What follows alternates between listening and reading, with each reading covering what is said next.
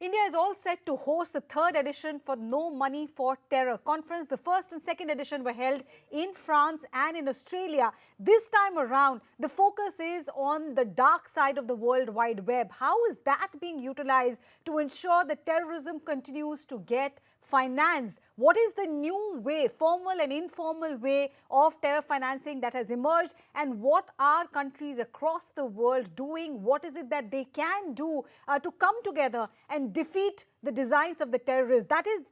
Those are the main agenda points in the conference this time around. 75 countries and the heads of their anti-terrorism agencies are coming together for this conference, which will happen on the 18th and 19th of this month. Both the Prime Minister and the Union Home Minister are expected to share with the delegates coming in from these 75 countries suggestions, concerns, and that greater agenda of how to defeat terror. So what exactly are we talking about here? Why is terror financing emerging as such a major concern? What are these formal and informal terror financing mechanisms that have suddenly made everyone across the world sit up and take notice? To discuss that further, I am being joined by former Director General of NIA, Shri YC Modi. So thank you so much for speaking to us. Also former DGP of Sikkim, Mr. Mishra is here with us. So thank you so much. You've also had extensive experience in the national security grid, in the intelligence agencies as well. Mr. Modi, let me begin with you.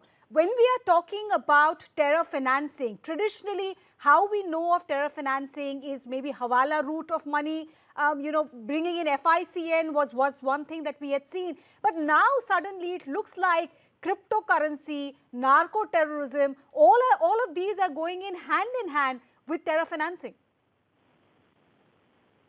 Arunima, our experience in NIA over the years, we have found the money raised by these terrorist organizations through narcotics. Lot of narcotics consignments have been caught by Indian agencies where the narcotics was coming towards Punjab and Jammu and Kashmir.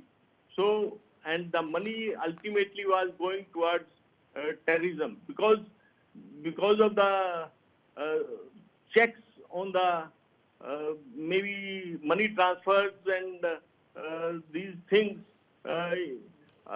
Terrorists found that this money raised through narcotics is a very easy and safe method, and small amount of narcotics provides huge funds. So these NIA had also done many cases on this, and we had found and we had conclusively established that narcotics money was going for the terrorism purposes.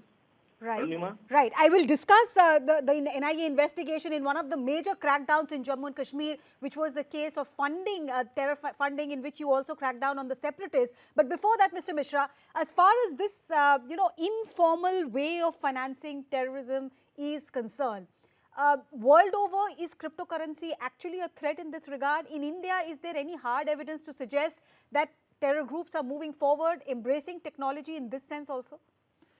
Yeah, thank you, Arunima. It is a very good question.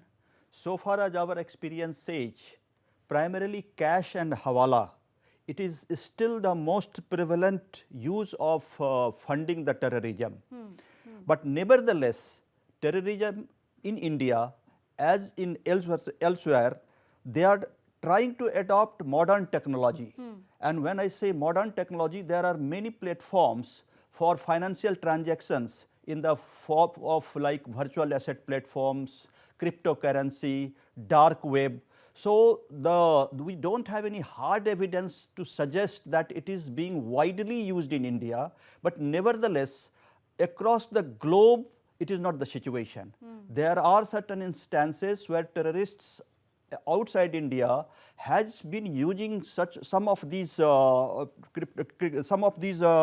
technology-driven financial transactions just to evade the identity and trail. So, but nevertheless, the most important thing at this juncture for us is that we have to keep a close watch on the emerging trends, try to build capacity to thwart should it come in a big way, as we have been doing so far. So when you say that dark web, in fact, that is one of the agenda points as well, that how the dark web is being utilized by these terror groups. Can you elaborate on that a little more? How is the World Wide Web being utilized by terrorists for terror financing? So dark web, nothing, it is basically a platform on digital platform wherein identity becomes very, very difficult to establish. Means even trailing that trailing that normal transactions in dark web is not that easy as it is in other cases.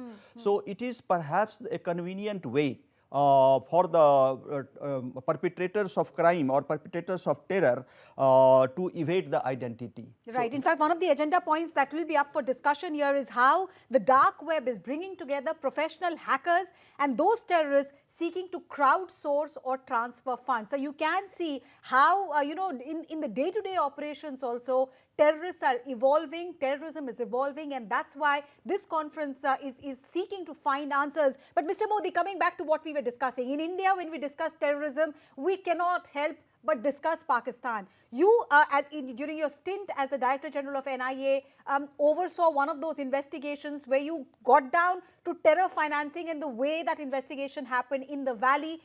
Lot of senior ministers acknowledged that that broke the back of terrorism in Kashmir. Can you help us understand what were the key points that you got when you saw that investigation into where terror was being financed allegedly from Pakistan into the valley? Arunima, during our investigations in the cases related to Jammu and Kashmir, we found that there were so many methods by which money was coming to the terrorists, money was coming to the Hurriyat leaders. In one of our landmark cases, we found that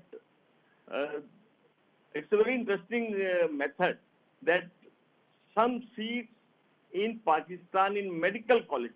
You know, a medical seat in India in a private college goes somewhere between 50 lakhs to 2 crore rupees. So some young boys were getting admission in Pakistan in MBBS on the recommendations of Hurriyat leaders. So those seats were ultimately sold by these leaders to young boys in Kashmir, and that money was being used for terrorism purposes, stone pelting, burning of schools, that agitation in that time, that was basically financed by these type of methods. Even sponsoring somebody for visa in Pakistan. Interestingly, you will find that after our crackdown, NIA's crackdown on Hurriyat leadership, they had put a board outside their office that there is no recommendation made for visa to Pakistan by Hurriyat leadership.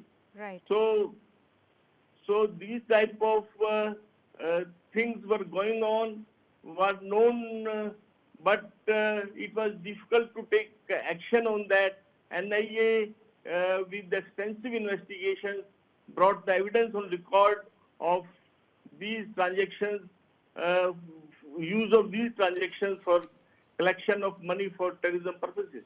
Mr. Mishra, this is one of the concerns that India has repeatedly raised about how Pakistan, elements based in Pakistan, were utilizing formal, informal, semi-formal, all kinds of channels to ensure terrorism went on in the valley. In fact, G. Kishan Reddy at the Australia Summit said FSTF standards must be effectively enforced and kept beyond politics. Yet, what are we seeing now?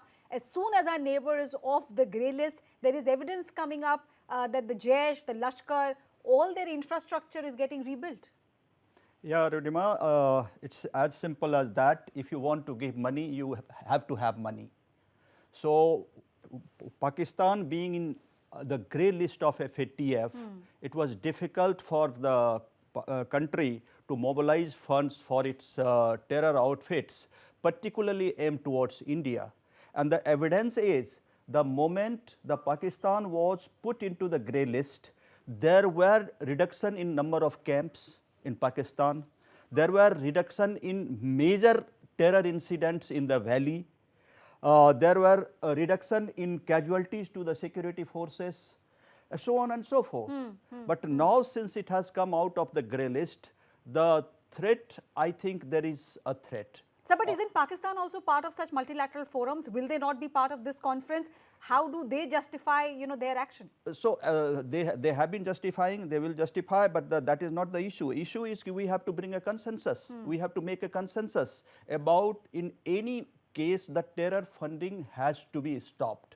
There should not be any money for the terror, and that is the name given to this conference, no money for the terror. Right. So, I think we need to put a check, we need to build a consensus, we need to put our viewpoint very, very effectively, so that some tangible actions or tangible policy decisions are taken. And is that easy, sir? I mean, I want to bring in Mr. Modi also, but before I go to him, is that building of consensus easy? The world is so sharply divided right now between the two blocs because of the Ukrainian war. We are seeing no consensus. On Pakistan also, we've seen how America has started supplying them with, other weapons, F-16s, etc.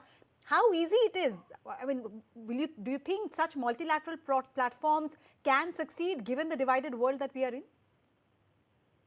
Mr. Mishra? Yeah. So, it's not that easy as you rightly said, but nevertheless, everybody understands that there is no good terror or no bad terror. It's not our terror, it is not your terror. A terrorist is a terrorist, and our policy on this is very, very clear. We in India consider the terrorism to be the biggest enemy of mankind, humanity. And our policy is zero tolerance on terrorism, on terror. So, we are very clear about it. It is the important question when the world realizes this. Sooner they realizes, better it is. So, our efforts is to put forward our viewpoints, convince them, even though it is difficult, as you rightly said, and try to bring them on board. Right. Mr. Modi, you've dealt with terror investigation very, very closely, sir. The world is divided sharply, and Afghanistan's reality is also in our neighborhood. In that context, honestly, what are your expectations from this conference? Arunima, let me first of all talk about FATF grey list. Actually, I always use, I mean, from our investigations and from our own experience, we have found that terrorism is sort of state policy in Pakistan. They are known worldwide as the biggest perpetrators of terrorism. So, my feeling is that even if they have gone out of grey lists, that does not mean that we can sit easily that they will change their attitude. It's a cat and mouse game. There is a FATF meeting every quarter. Indian agencies are duty bound to highlight whatever comes to their notice, whatever information they get about activities of Pakistan, and those are brought in the FATF meetings, and so that Pakistan always remains on the toes, because dismantling their so-called terror structures for some time does not mean that there will be any basic change in their policy. So, as rightly said by Mr. Mishra, we will have to build consensus on this, that we continue to make the whole world aware that it is a requirement that the whole world fights this curse of terrorism together. Right. Mr. Mishra, Mr. Modi, thank you so much for joining us. Building of consensus seems to be a point on which both my experts are agreeing on. But like I pointed out, it's a difficult thing to do given the fact that the world is sharply divided, given the reality in India's context that China constantly, thwarts any attempts to bring to justice people like Masood Azhar, Hafiz Saeed and others. But still, this conference is big. 75 countries coming together on the 18th and 19th to try and build consensus so that there is no money for terror available. Will they manage? That is something that we'll have to wait and watch.